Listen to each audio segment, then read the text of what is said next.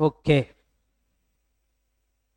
तो this is revision video for your head salaries.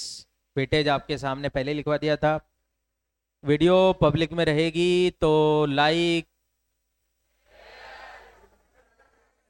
कर दिया करें। आपके क्या जाता है इसमें, मेरे को समझ में नहीं आता है। और सैलरी है बहुत इंपॉर्टेंट हेड है सीए इंटर के अंदर।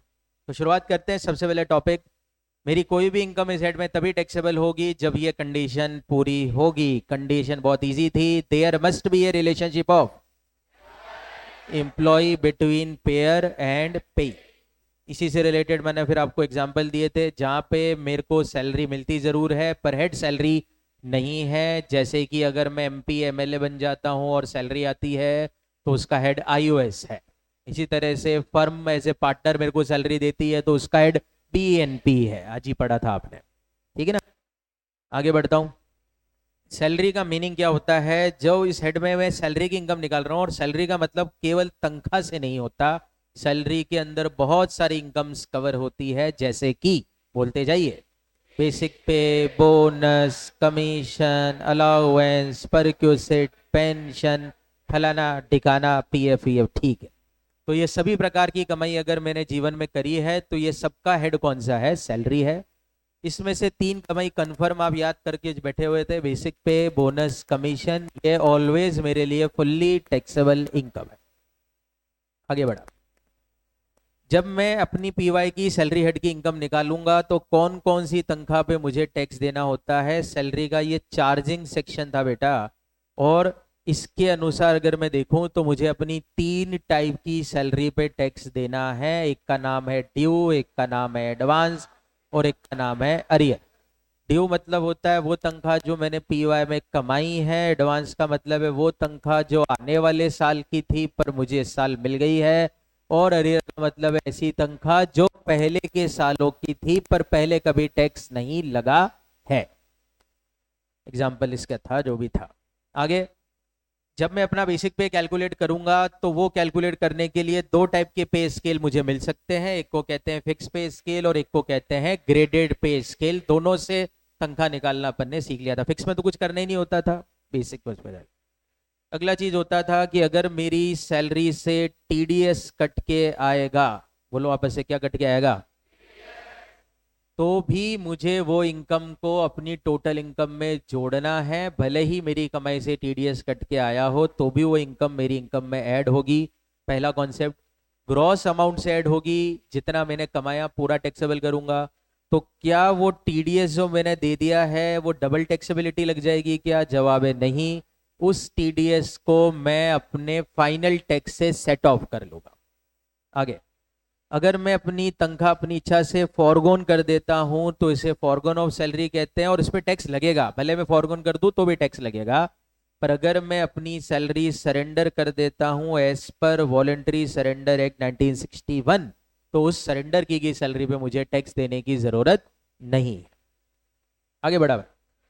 आगे बढ़ा तो मैंने बोला कि जितनी भी मैं पैसे कमाता हूं सैलरी के, उसको मैं दो तीन चार कैटेगरी में बांट रहा हूं, जिसमें पहली कैटेगरी का नाम था अलाउंसेस।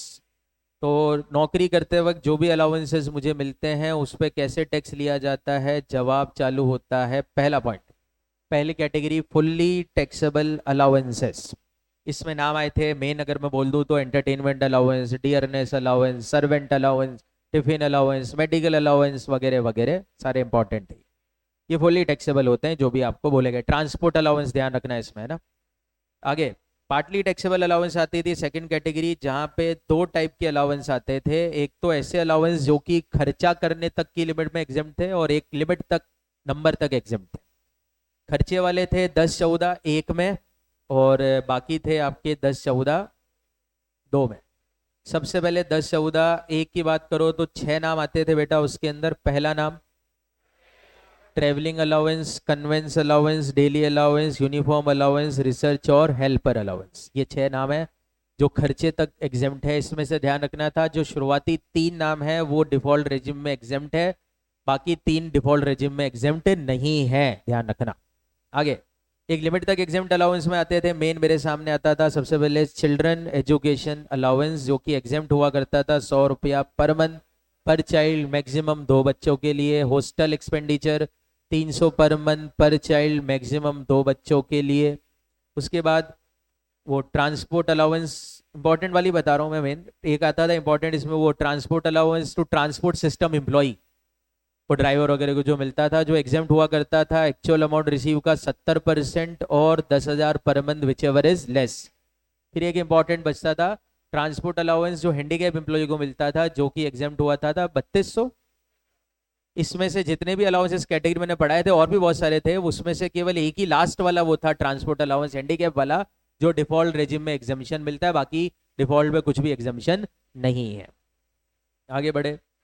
आगे बढ़ने के बाद आया था मेरे सामने बहुत ही इंपॉर्टेंट अलाउंस जिसका नाम था HRA, that is house rent allowance. Default regime में नहीं मिलेगी कि एग्जामिशन, ये ध्यान रखते हुए चलते हैं। और HRA का एग्जामिशन हुआ करता था 1013A में, लीस्ट ऑफ द फॉलोइंग, सबको याद है तो अच्छी तरह से बोलते जाइए। अब actual amount receive, rent paid minus और 40% या 50% of salary which ever is less.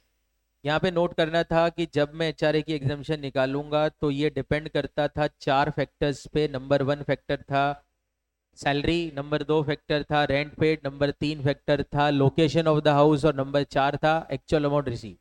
ठीक है, अगर इन फैक्टर्स में से किसी भी फैक्टर में चेंज आता है साल के दौरान, तो मुझे calculation part of the month की करनी है, मंथ की हिसाब से करनी है। एक क्वेश्चन करा भी था अपन ने ऐसा वाला जो था, कुछ बोलो।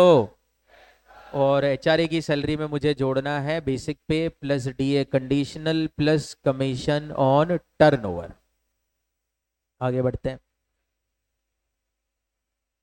इसके बाद आते थे, ये बड़ी इंपॉर्टेंट चीज आती थी कि मुझे अपनी इंडिया की सैलरी में टैक्स देना है कि फॉरेन की सैलरी में टैक्स देना है। जवाब आता था मेरे RS के ऊपर, अगर मैं रेसिडेंट हूँ तो दोनों पे देना है, वरना केवल इंडियन पे देना है। पर मेरी कौन सी सैलरी इंडियन है, कौन सी सैलरी फॉरेन है, ये जज करने के लिए 2 सेक्शन मेरी मदद करते थे, 912 913। 912 जनरल प्रोविजन है, 913 एक्सेप्शन है उसका। 912 मुझे कहता था जहां पे मेरी सर्विस की जगह है वहीं पे सैलरी अक्रू होगी। यानी कि अगर मैं जॉब कर रहा हूं दुबई में तो मेरी तनख्वाह दुबई में अक्रू हो रही है, अगर मैं जॉब कर रहा हूं दिल्ली में तो मेरी तनख्वाह दिल्ली में अक्रू हो रही है, सीधी बात। बट 913 इसका एक्सेप्शन था, जो मुझे ये कहता था, क्या कहता था बोल दो, अगर मैं इंडियन सिटीजन हूं, भले ही सर्विसेज बाहर रेंडर कर रहा हूं आउटसाइड इंडिया, तो भी उस सैलरी को कहां पे अक्रू मानना है, इंडिया। वो इंडियन सिटीजन गवर्नमेंट वाले जो एम्प्लॉय है उनकी बात हो गई। फिर आगे बढ़ा, 913 का अगर मैं एम्प्लॉय बन जाता हूं तो एक बहुत बड़ा फायदा मुझे मिला था 10-7 में। 10-7 मुझे ये कहता था कि जो भी अलाउंस और जो भी परक्यूसिट मुझे मिलेंगे वो सारे एग्जेम्प्ट है अगर मैं 913 वाला हूं तो। दोनों रेजिम में अवेलेबल है ये। आगे बढ़े थे, कुछ फुली एग्जेम्प्ट अलाउंस की बात करी थी, एक तो 913 वाला आ गया था, और फिर वो हाई कोर्ट सुप्रीम कोर्ट के जजेस के कुछ अलाउंस थे जो कि फुल्ली क्या हो जाते थे, एग्जेम्प्ट। ठीक है, ये सब होने के बाद फिर मेरी अगली कैटेगरी चालू हुई थी जिसका नाम था टैक्सेबिलिटी ऑफ, बोल दीजिए कौन से बेनिफिट्स, रिटायरमेंट बेनिफिट। रिटायरमेट बेनिफिट को ओवर करके फिर अपन अगला डिस्कशन अगली क्लास में देखते हैं। तो पहला रिटायरमेंट बेनिफिट मेरे सामने आता था बेटा पेंशन। पेंशन की 2 टैक्सेबिलिटी मैंने डिस्कस करी थी इस हेड में, एक का नाम था अनकम्यूटेड, एक का नाम था commuted. Uncommuted pension fully taxable है किसी भी एम्प्लॉय के लिए। कम्यूटेड पेंशन टैक्सेबल होगी 1010AA के तहत, और वहां पे नियम था कि गवर्नमेंट एम्प्लॉय हूं तब तो पूरी एग्जाम्प्ट है, पर अगर मैं अदर एम्प्लॉय हूं तो एग्जामिशन 2 टाइप से मिल सकती है। अगर ग्रेचुटी मिली है मुझे तो amount receive divide by percentage of pension commuted into 1/3, नहीं मिली है तो amount receive divide by percentage into 1/2। आगे बढ़ता था, फिर वो फर्जी आता था गैलेंट्री अवार्ड विनर के लिए 1018 में वो पेंशन एग्जामिशन थी।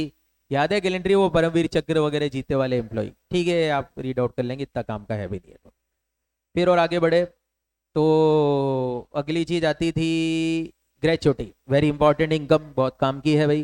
ग्रेचुटी की एग्जामिशन मिलती है 1010 में, और 1010 में नियम बड़ा सीधा था, अगर मैं सरकारी कर्मचारी हूं तब तो पूरी इनकम एग्जाम्प्ट है, अगर मैं अदर देन गवर्नमेंट एम्प्लॉय हूं तो 2 केस है बेटा मेरे पास, या तो ग्रेचुटी एक्ट मेरे ऊपर लागू होता है या ग्रेचुटी एक्ट लागू नहीं होता है। अगर ग्रेचुटी एक्ट लागू होता है तो exemption least of the following है, बोल दीजिए फटाफट से, एक्चुअल अमाउंट रिसीव 20 लाख रुपए, 15/26 into last salary into completed year of service और part in excess of 6 month. सबको आता है मेरे ख्याल से इतना।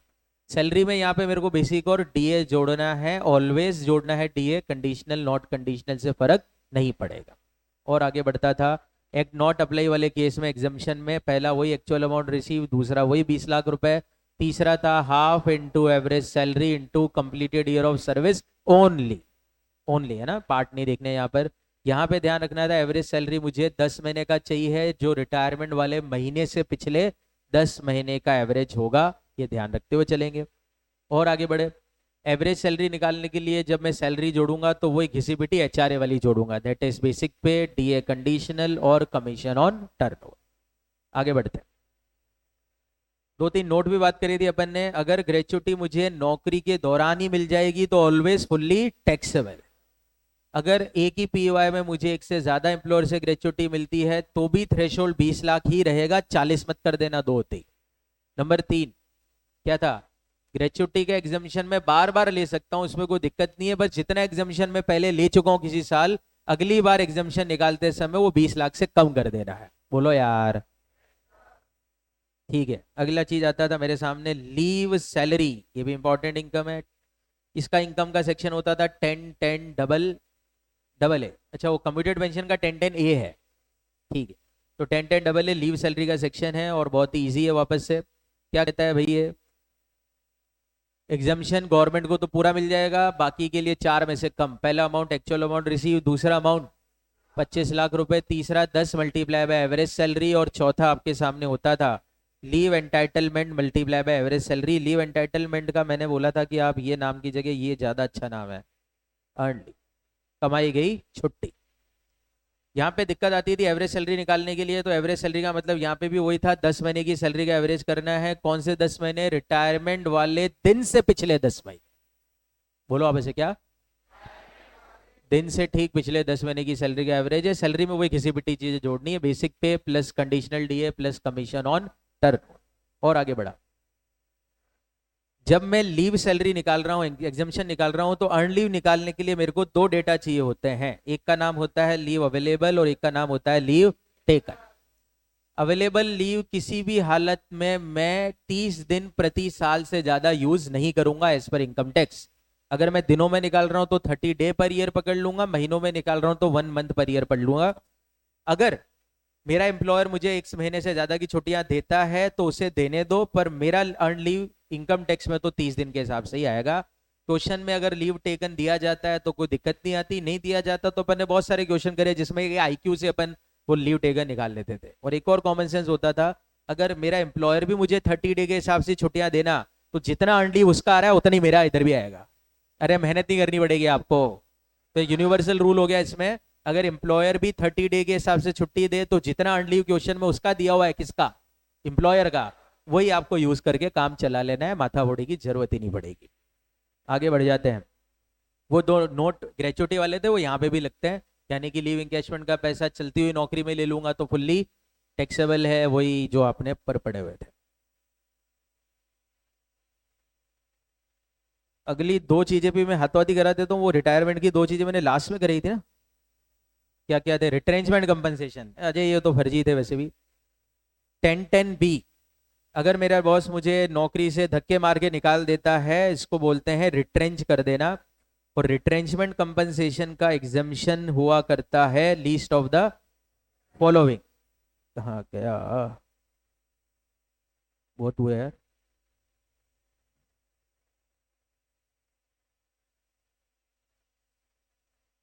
हाँ जी। तो रिट्रेंचमेंट कंपनसेशन 10-10 बी में एग्जाम्प्ट है और इसकी एग्जामिशन बहुत ही ईजी थी, बोलते जाइए फटाफट से। अब एक्चुअल अमाउंट 5 लाख रुपए, 15/26 into last salary, average salary sorry, और कंप्लीट ईयर ऑफ सर्विस और part in excess of 6 month. Gratuity act apply जैसा कुछ था। एवरेज सैलरी यहाँ पे 3 महीने के निकालना है, लास्ट 3 महीने का। और सैलरी में आपको बेसिक पे जोड़ना है, बोनस जोड़ना है, कमीशन जोड़ना है, प्लस सारे अलाउंस जोड़ने हैं, पर उसका कौन सा अमाउंट, ग्रॉस अमाउंट। याद है एक जगह पे टैक्सेबल अमाउंट, वो आएगा, डिस्कशन कर लेंगे, वो अकोमोडेशन में आता था। मेरी बातें याद तो रहती होगी वैसे आपको। तो अगला आपके सामने इनकम आती थी वॉलेंट्री रिटायरमेंट कंपनसेशन, नेम भरजिए, आपको बताइए। टेंडेंसी एग्जामिशन है, 4 में से सबसे कम। बोलिए पहला, एक्चुअल अमाउंट रिसीव 5 लाख रुपए, 3 multiply by last salary multiply by completed year of service only, और balance of month left in retirement into last salary. यहाँ पे नोट करने वाली बातें थी, जो तीसरा अमाउंट है इसका मतलब है 3 महीने की तनख्वाह हर ईयर ऑफ सर्विस के लिए। तीसरे का इंटरप्रिटेशन समझ लेना, क्या निकालना है तीसरे में, 3 महीने की तनख्वाह हर ईयर ऑफ सर्विस, यानी सबसे पहले मैंने कितने साल काम करा वो देखना है, और multiply by last salary multiply bye 3 कर देना है। और लास्ट वाला अमाउंट क्या है आपको बताइए, कितने महीने पहले रिटायरमेंट लिया, बोलो क्या है, what is voluntary retirement. Retirement की नॉर्मल एज से पहले अपनी इच्छा से रिटायर हो रहा हूं, तो अगर मानिए 60 महीने की रिटायरमेंट एज है, मैं 55 साल में रिटायर हो रहा हूं, तो how many months earlier I have taken retirement, 60 महीने। तो लास्ट में 60 महीना मल्टीप्लाई बाय सैलरी आ जाएगी, आपका चौथा अमाउंट। और सैलरी में वही जोड़ना जो आप जोड़ते हो हर बार जनरली, बेसिक पे, कंडीशनल डीए और कमीशन ऑन टर्न ओवर। ठीक है, तो ये आपका पार्ट है। अब 2 पार्ट डिस्कस करने रह गए, परक्यूसिट्स और प्रोविडेंट फंड। अरे मेनली ये 2 रह गए अभी भैया। चलिए ओवर करते हैं इसको।